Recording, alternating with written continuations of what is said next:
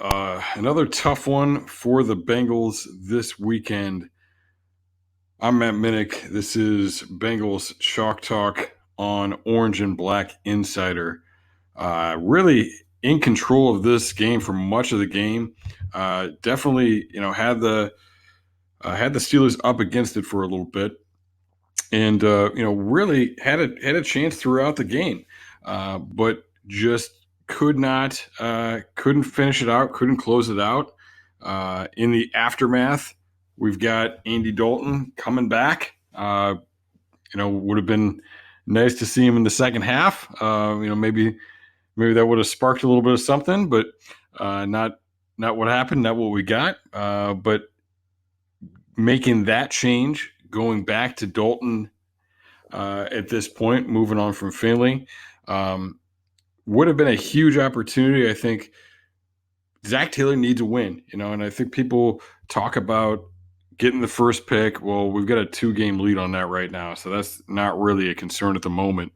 But there's more than just players. There's culture, and really, it's creating a winning culture and having a high expectation, really. So I think that Taylor really needs a win. He needs that so the team will continue to buy in on him. So the front office and ownership will continue to be bought in on him, and to get a little bit of momentum and some positive feelings going into the offseason. They really need that. They need something to hold on to. Quarterbacks need to be able to win games. And I think that's a big conversation we have when we're looking at drafting a quarterback at the top of the draft potentially. But head coaches have to win games too. And even when you've got a lot of injuries, when you're down and out, when the roster's a little bit rough, you've got to be able to figure out how to win some of these close games, because guess what? When the roster is built up, when you're stacked, you're going to have tough games still. But instead of being a depleted Steelers team, it's going to be a loaded Ravens team or a loaded Patriots team, or one of these other teams. So it's really important. They've got to get it. And for Taylor being able to beat Pittsburgh, that particularly would have been huge, because I think that's a big monkey on the backs of the Bengals, not being able to beat Pittsburgh, and being able to check that one off right away and set a standard, set a tone there would have been huge. Some more opportunities coming up. Jets coming up this week. There's going to be 2 opportunities still against the Browns. And it's not the same as beating the Steelers historically, but getting that win against the in-state rival would definitely be a big thing, and help to set the tone a little bit. But yeah, they got to get that. So, one of the big things that happened in this game, and actually let me take a step back. So there was a tweet about Lou Anarumo. I'm screwing up names left and right today, but basically stating that, well, if we're one thing we're doing well on defense is red zone defense, and that, of course, got some negative feedback. Well, they're not even getting into they don't even have to get into the end zone. They're scoring. So I decided to take a look at that, and looking at the big plays. There was definitely a big play this weekend against the Steelers that really, was the game. The Steelers' only touchdown came on a 79-yard reception from James Washington. They talk about getting a big bump from Hodges coming in. It didn't really happen. They got one big play that we'll talk about in a second. Big play, big touchdown. They ended up getting a couple other field goals. I think one of those drives, they got 1 first down. They just had the ball in really good field position. And the other one, they only got into field goal position because of a couple penalties. They barely gained any yards on the drive. These are things that in my key plays film room for this week, you will see on Cincy Jungle. I'll break down all those plays specifically, and the impact they had on the game. But now we're going to go a little bit more in depth on that touchdown. So it was the third quarter. It was their second drive of the third quarter, but they just pulled Mason, brought in Duck, and they went 2nd and 17. So they don't do anything on this play. There's a good chance they're going to be punting. They're not going to come away with anything. 2nd and 17, back on their own 21-yard line. It was a bunch formation with one receiver spread out wide opposite the bunch, and the quarterback in the backfield with tailback alongside him.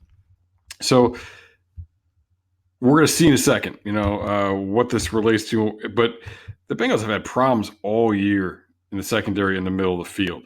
And what happens here is they've got both corners playing deep, and they've got free safety Jesse Bates playing on the dig route, playing in the middle, not the deep middle. So essentially it's an inverted cover 2. Looks like cover 3 right away, but Bates does not take a single step back. For an inverted form of cover 2, the corners are really too wide. It's not man. They're not in man. You can see at the top, Jackson has a receiver. His receiver, runs to the out. He keeps working backwards. Webb works back, and as his receiver, James Washington, goes to the post, he is kind of mirroring him, but he's staying outside and deep, as you would do in cover 3. So essentially, they're playing like an inverted cover 2, but it's essentially cover 3 without a safety. And it's hurt him before, and we're going to see that in a minute. But not good. There's nothing there. So as Washington starts to cross, Jackson keeps dropping back.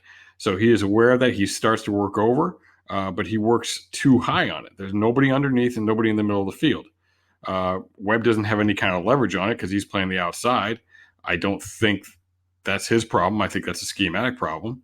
And then, because of the angle that Jackson's coming in at, Washington is able to cut underneath him and pick up some serious yardage afterwards. Jackson loses his footing. Webb is in pursuit. Of course, the infamous stiff arm knocks him away, and he falls down as well. And that's it. I mean, that's all she wrote. And, really, essentially, that was the game right there. So big scheme issue that I have. Definitely, not a good look for the Bengals defense. But, I can't put it on a player. I don't know why there's not somebody defending the middle of the field. And when I can't understand the rules of a defense from looking at it, or at least have a vague concept of how they're supposed to cover something, it's not good. I should be able to at least figure it out, even if I don't necessarily love it. But, why they're doing that, leaving the middle of the field open. Another thing of note there is Bates, he's playing on that dig route, but they've still got 2 middle linebackers there. And those guys don't really gain any width. So as that tight end runs that dig route, he is surrounded by Bengals defenders. So it's 2nd and 17, and the Bengals are just all over a 12-yard dig to Vance McDonald, and and letting that post run deep. So I don't get it. It doesn't make any sense to me. Why they would be doing something like that. I mean, just take Bates and put him back there. I mean, and because everything else is cover 3. Everything else is cover 3. The 4 guys underneath are playing cover 3 essentially. So you put him underneath there. There's no play. They don't have that. Maybe they go to the deep out, which Jackson can play a little bit tighter on. They go out to the flat or something, but they're not scoring a 79-yard touchdown on that stuff. So not a good look. And really, it's these big plays. I think this Bengals defense can play pretty tough, despite some personnel issues they have. I think they can play pretty tough and they can grind out games, but it's these big plays that are a killer. So as we move forward here, I'm going to look at every touchdown of 25 yards or more throughout the season. So a little bit deeper than, I think traditionally people talk about the red zone as being like the 20 in. If I did the 20 in, there would have been, there would have been a couple plays that would have made that list that didn't here, but we're going to look at the 25 in. And throughout the year, we're in week 12 now, or we were in week 12. So they had played 11 games. And in those 11 games, there were 9 plays that were touchdowns of 25 yards or more. That one, of course, 79-yard pass to James Washington. And eerie similarities between that play and the first big touchdown play of the season back in week 1 against the Seattle Seahawks. Okay, so going back to week 1 against the Seattle Seahawks, it was the same problem that gave up a big 44-yard touchdown to Tyler Lockett in that game. So, once again, you start and you look at the linebackers, and when I say linebacker, I really mean anybody playing underneath. But they look like they're playing cover 3, and you've got Sean Williams in the flat to one side. You got the nickel corner, B.W. Webb getting to the flat on the other side. And again, you've got Jesse Bates abandoning the middle of the field. The ball is snapped. He actually steps forward, hopping along, playing on that dig, on that crossing route. And here, it's a receiver spread out. It's Lockett, releases inside of Webb and right up the seam. So the only players that the Bengals have deep are Dre Kirkpatrick, who's not really gaining depth at the same rate as we saw the corners in the Steelers game. And opposite him, William Jackson. So really, again, the middle of the field's wide open. These corners are way too wide for it to be any sort of inverted 2, and really with an inside releasing slot receiver, even in cover 2, you'd want your Mike linebacker to run with it, like a Tampa 2 look. In this sort of look, the adjustment that would make sense to me would be to have Bates see that and run vertically with it. But he runs, right up the sideline and, right up the middle of the field. And this is a game, first game of the year, and the Bengals lost by 1 point. And, there you go. Even if they move it and they get into field goal range, that's a big play on that drive. The first play of the fourth quarter, huge play for them. And, it didn't have to happen. Again, schematic issue here. Whatever they're trying to do, like I said, it looks like an inverted cover 2 or some sort of adjustment they're making in cover 3, and adjust to the deep dig. But you've got to be able to account for the middle of the field there. That's bad, and we've seen it. And we've seen it multiple times now. How it's getting you. That's a 1-point game there against Seattle, and that was a 6-point game against the Steelers this weekend. And there you go. There are those points. So the Bengals have been in a lot of close games this year. They're playing in close games. They're not figuring out how to win those things, and these big plays are going to make a difference in a lot of those big games. So we'll transition now and go to a game that wasn't close a week later against the San Francisco 49ers. So the Niners struck fast, and in the first quarter, they had a couple of big plays, really set the tone and started to run away with that thing in the Bengals home opener back in week 3. So they came out, in another bunch look, this time with a tight end, though, against the Bengals, and then did a little bit of motion to an eye-back set and ran a boot. So boot, with boot comes some adjustments, and, the Bengals are, adjusting the coverage, making those reads. You see Nick Vigil. Nick Vigil plays the run, and then he stays on the running back for the throwback. All right, so good to see that's something he should be doing. It does look like a cover one look, so it's probably his responsibility whether it was play action or not. But visual is all over that. Also up at that second level, Preston Brown playing the run right away, and as he's playing the run and starts to adjust with the quarterback, somebody runs right by him, and that is Marquise Goodwin. So runs right by him. Brown's almost like trying to get rid of him, like he's being blocked. Not that should be the matchup here, but that is the Bengal that is really in the closest proximity to anything. So Goodwin drags across the formation and then heads up the field. And this is, if you look at the Tyler Boyd fumble this week, that was essentially what this play is. So he gets open on this, right?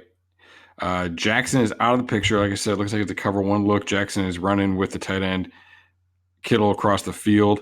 That is a deep dig crossing route. What does Bates do with crossing routes? He jumps those crossing routes.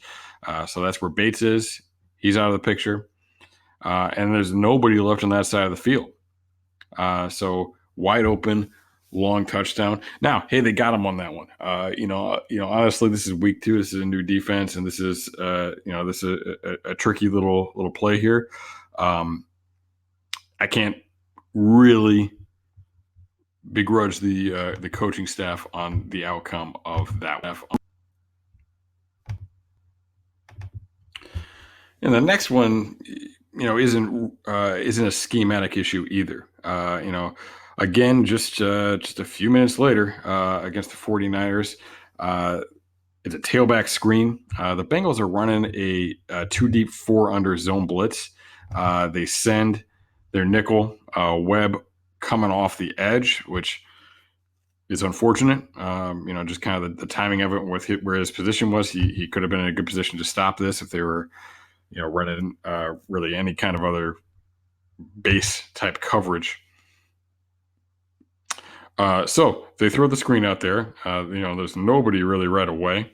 You've got a missed tackle. Jackson being blocked by the receiver. He gets off those, a missed tackle. You've got really a missed tackle from Preston Brown in the middle of the field. Bates can't get off the block fast enough. Also kind of, not necessarily taking a great angle either. So not a good look all around for those guys. And again, that ties into the issues that they were having last year with open field tackling. I think that was, in my opinion, the biggest problem that the defense had in 2018 was when passes were completed, they weren't rallying, making tackles on those things right away. They were missing tackles in the open field. And definitely, a huge contributing factor to what happens on this play.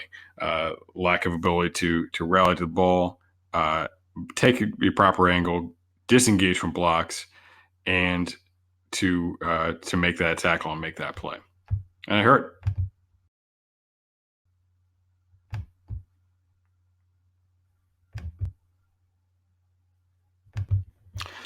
All right, so we've seen a 44-yard touchdown pass to Lockett in week 1. In week 2, there was a 38-yard touchdown pass and a 39-yard touchdown pass. And of course, the most recent time that we played the Steelers, there was that 79-yard touchdown pass. Earlier in the year, they faced a similar issue. It was a different coverage, but still, the middle of the field got them. In an earlier game against the Pittsburgh Steelers to the tune of 43 yards to Deontay Johnson. So bunch set, and they ran a crossing pattern with really only getting 2 receivers out into the route initially. You guess checkdowns from a couple other players in there. But you've got a dig, and you've got kind of a deeper, almost bender, more of a bender than a true post route coming over the top of it. So in that look, They weren't in a cover one look, or at least what appeared to be a cover one look. William Jackson matched up on Juju Smith-Schuster, who ran the dig, and he runs with him. He runs with him. He's playing man. Now Bates is playing in the deep middle of the field, not jumping that route right away. He is backpedaling, but then the two routes cross, and the direction Bates is heading is towards that dig. All right, that's where he does start to break in the direction of that dig route. Now, that could be okay because you're playing man to man, but Kirkpatrick is in man coverage with Johnson, and he fades off. So it looks like he gets there and thinks he's in cover three, and then he has to fade off, and that somebody else is going to pick that up. From what he's doing, because he does kind of start to fade off, and then it's like he realizes it's and starts to run it down. So either way, I mean, big play, 43-yard touchdown. That particular matchup with the Steelers was not as close, but obviously a big game and a momentum swing. The offense wasn't doing much in that first matchup against the Steelers, but the defense had been hanging in there pretty well in the first half of that game. And earlier in the third quarter, they gave up a long drive. Towards the beginning of the quarter, and then there was this play. So those points added up, obviously, and it ends up being a 27-3 game. So does that one play mean that much in the big circuit of things? Not necessarily, but again, these sort of things are happening too much, and just as we saw last week, it can be a momentum swing. It can have an impact where you've got to be able to keep coming up with these stops. I think the Bengals defense was in a bad situation because of the offense, in particular in this game where the offense was getting 3 and outs left and right in the first half. The defense was on the field a lot, and those are definitely things that come into account. But it's no excuse. They've got to make the plays they've got to make, and if they're asked to go out there for 60 minutes, they got to be able to go out there for 60 minutes, and they can't be giving up these big plays, these easy shots to wide open receivers, as we see once again here in the Steelers matchup.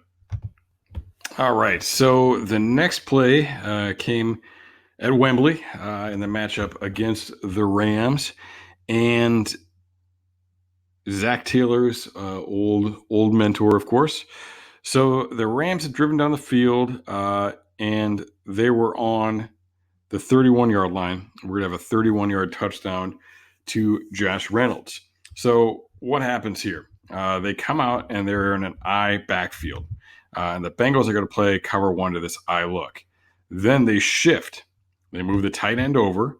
One of the backs goes out to that same side. So there's 2 receivers and a tight end on one side, and the other back goes out to the other side. So we've got twin receivers to the top of the field. So the Bengals adjust, and they get a body on a body. And, you do see a little bit of, higher level thinking with Sean Williams really realizing that he should be matched up on a tight end, gets out and covers a tight end. We get Vigil on a tight end as well. So there were really 2 tight ends because the guys lined up at fullback was Higbee. Or it might have been Everett. Either way, Higbee and Everett are both in the field there. So they get Vigil and they get Sean Williams lined up on those guys. Now, that leaves,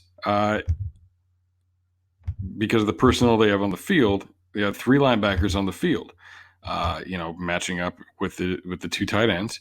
So that leaves 2 corners and linebacker to cover the remaining receivers, which is 2 receivers and the running back, Henderson, who has motioned out. So here's where things go wrong. Henderson motions out wide, and William Jackson stays on Henderson. While Jermaine Pratt, the rookie, comes out and covers Josh Reynolds, arguably the fastest, receiver the Rams have, man-to-man. So not a good matchup. Not the matchup that the Bengals want here. I do not blame rookie Jermaine Platt, who had not played very much at this point in the season, for this mistake. This is 1,000% on William Jackson, our lockdown, shutdown corner, who needs to realize that, and needs to realize he's been around for a couple of years. He's a veteran. He needs to realize that, and he needs to get Pratt out on that running back and cover the inside receiver. He can make that adjustment. He's got to be able to figure that out. This is a cover one look. It's a man look. So it's not, if it was cover 3 and he was dropping back, then he wouldn't do it. I get it, because Pratt can't be expected to do the things that he does. But because Pratt can't be expected to do the things that he does, he has got to cover that receiver in the slot. And as you watch this play and you see how even, Sean Williams plays, with his back pedal, staying with that tight end who's spread out, you can see just his understanding of man coverage technique and how to play that on a receiver from Sean Williams, who is a safety and not somebody, we think about as being a man coverage guy all the time. And Pratt gets out there, and Pratt's just doesn't know how to match up with that. He's not. That's not what he practices every day. So being in that situation is a little bit different for him, and it's a bad matchup for him. Reynolds, gets a step on him. He's right up the seam.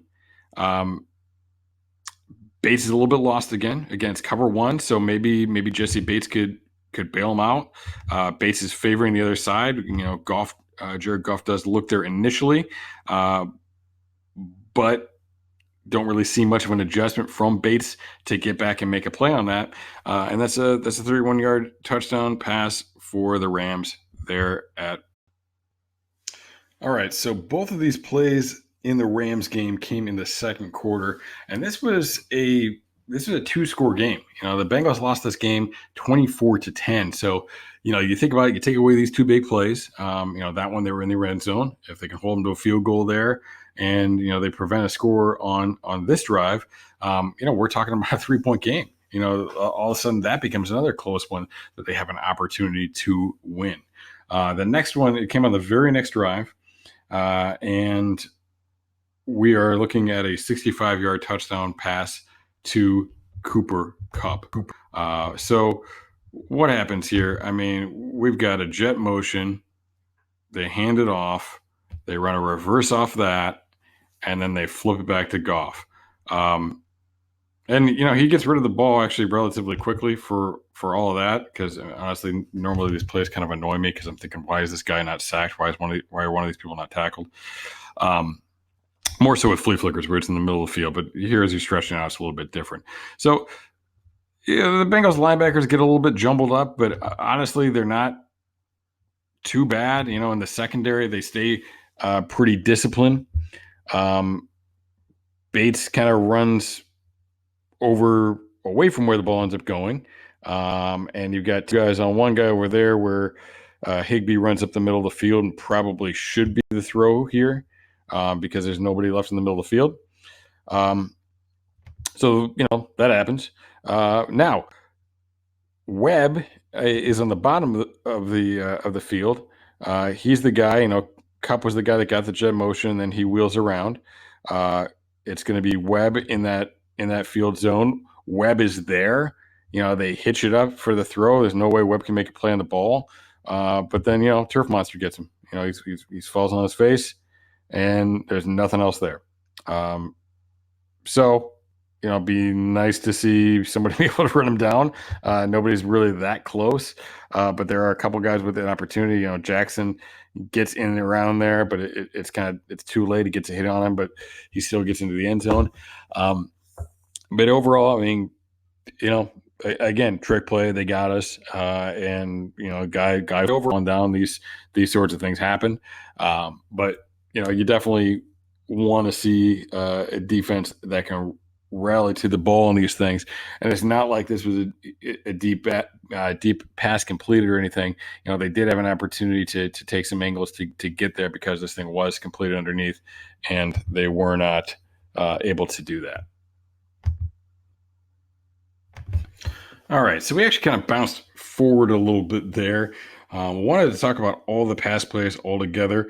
There are still 2 run plays that went for touchdowns of 25 yards or more against the Bengals. And the first was Chase Edmonds in week 5. Again, another close game. So this is a big play in the fourth quarter of a game that the Bengals ended up losing by 3 points. So another close game. Again, staying on top of these things can create opportunities. So as many of you are aware, I absolutely hate toss out of the shotgun. So it annoys me even more when the Bengals get burned on something like that. But that's exactly what this is. They're in a bunch formation. They do a little jet motion, and they toss the ball out there to Edmonds. So, looking at the beginning of the play, what's with the jet motion? You're taking a blocker out of there. Well, yeah, you're taking a blocker out of there. But what else are you doing? You're taking a defender out of there. And you're shortening that edge because that's the widest defender. In the bunch, you've got to be aware of the toss as a possibility. So even though a corner is playing man, even though he's a pass defender, in that situation, not really thinking about the run, he's still going to align a little bit wider, just kind of the way that they play that stuff.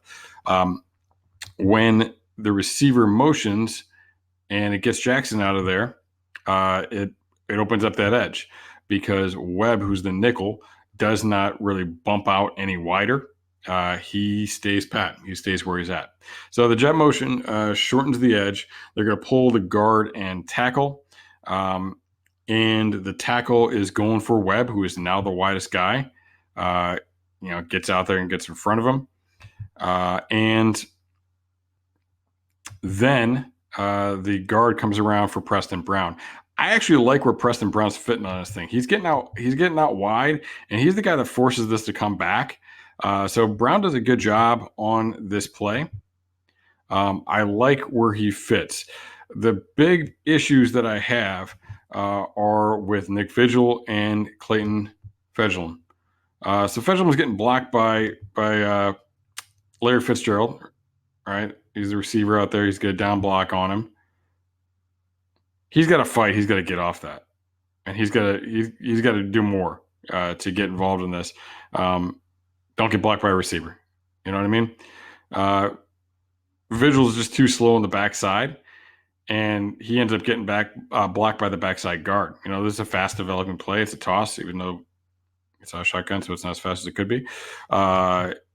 He's got to get out there.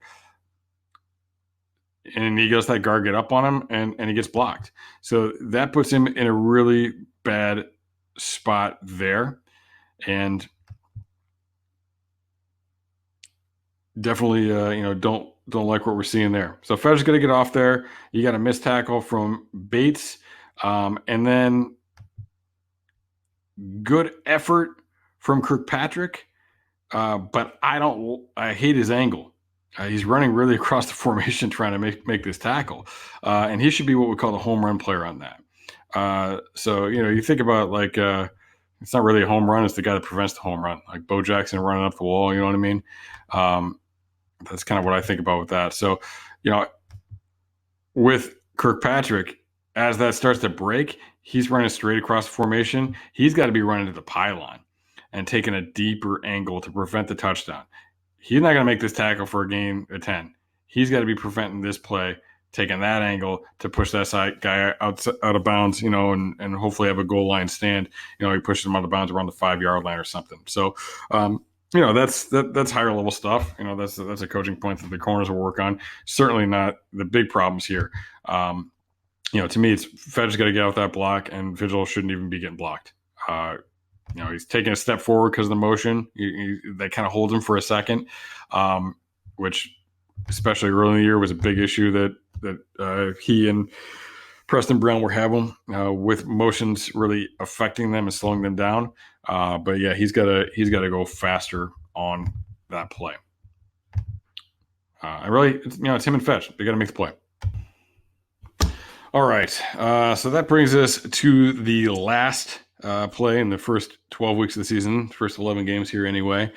There was a touchdown of 25 yards or greater. And, you're looking at the screen right now, and you may know, and you probably know anyway, because there's one that's fresh in all of our minds, one that will be playing on highlight reels for years and years to come. So, it is week 10 against the Baltimore Ravens and Lamar Jackson's 47-yard touchdown run. So this is definitely one that hurt, and one of my issues with scheme has been about option responsibilities and how those things are played. And that's what happens here. We have a zone read.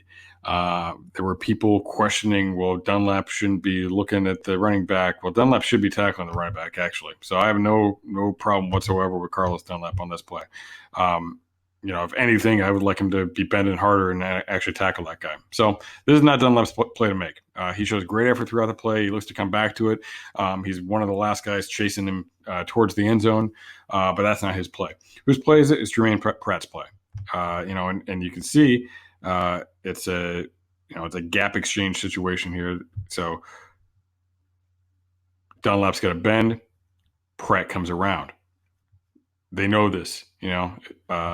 They know their responsibility. They know what they're supposed to do. Pratt's coming up, and he's where he should be.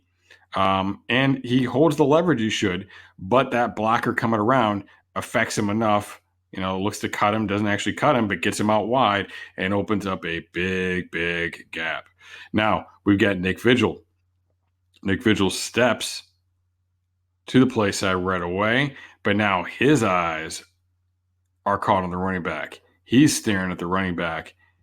He's moving that direction. He's moving the wrong way. Vigil's the next one that can really impact this thing and come and fill in that gap, and he is nowhere to be found. Again, we've got tackling problems in the open field from Jesse Bates. So that's the next thing. That's turning it from a pretty big play into a big play and a touchdown. Bates needs to make this tackle. So missed tackle from Bates. Vigil's in pursuit. Another missed tackle from Vigil. Not good. Still missing tackles in the open field. Lamar's a freak. I get it. It's got to be more sound up front, more sound, from the beginning of the play in order to be on top of these things, to take care of those things. So, that's it, and those are the big plays that we have seen against this defense this year. Like I said, I think that they can play tough. I think that they can grind out some games, but then they give up way too many of these plays, way too many of these big time plays. And so they've got to do a better job because some of the things are schematic, some of the things are fundamental, tackling, things like that. They've got to work those things out if this team's going to be able to really, compete at a high level, in years to come under Lamar Jackson. So that's going to be it for this week. We'll have a conversation about the following week and what's going on after we get through the Jets. So the Jets definitely an opportunity to get the win, although they are on a streak. They've won 3 in a row.